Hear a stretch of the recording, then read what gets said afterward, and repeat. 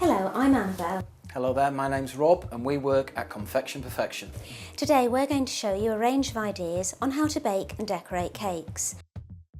Okay, so I'm here today to show you how to carve a 3D cake.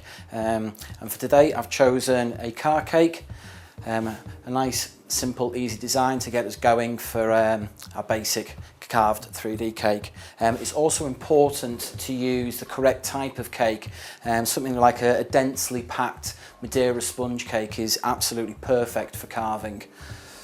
So I've got a nice large cake here. I think I've got a 10-inch square and I'm just going to take the top off to level it. I'm just cutting, keeping the knife still and working the cake around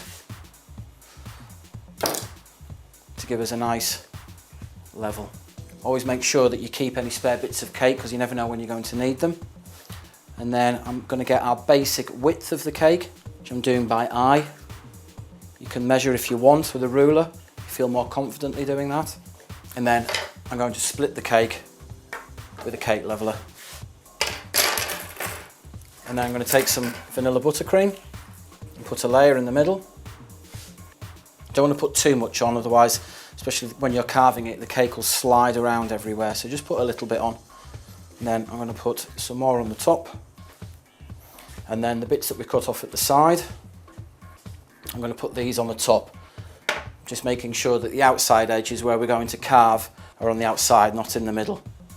And then a little bit of buttercream in here, just to stick it together. And now we've got our basic block shape ready to carve.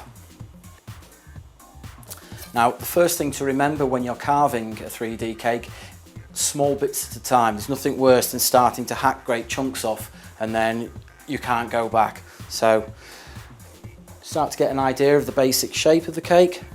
I'm just coming down at an angle to follow the shape of thinking of the roof and the windows and the sides, not too sharp an angle. And then thinking about the back.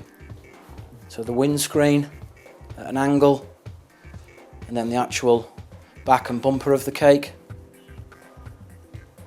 Again, just a little bit off at a time. It's better to actually look at it and think, oh, I'll just have a little bit more off there. And now we're going to think about the windscreen and the bonnet.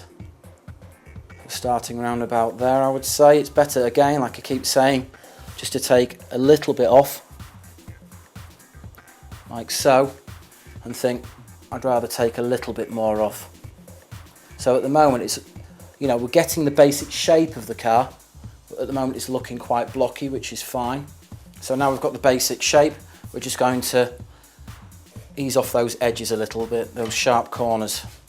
And with these cake crumbs, you can either eat them, give them to the kids, or you can make cake pops, quite popular now, to use up the trimmings. And then I'm just going to make the front all nice and neat, and then just take these sharp edges where the windscreen will be. Just move all this cake to one side, and then I'm just going to carve a bit of a shape on the bonnet. It's where the lights will be. Just cutting a little bit out just to give us some definition. You can see here where the lights are going to be. As you can see, I'm just finishing the shape off. Shaving it off a little bit at a time, just until I'm happy with the shape. And there, we've got our basic car shape. And clean up all your spare cake leftovers. Got our basic shape of the car. We're going to put on a layer of buttercream, so we've got something for the icing, the sugar paste, to adhere to. So just a nice thin layer. You don't want it too thick because you want to show the contours of where you've been carving. You can put it on thick at first and then just take it off any excess. Okay, now you've got your icing on there, your buttercream. Now you've got your buttercream on there. Just take your palette knife and a little pot of hot water and just smooth off any excess.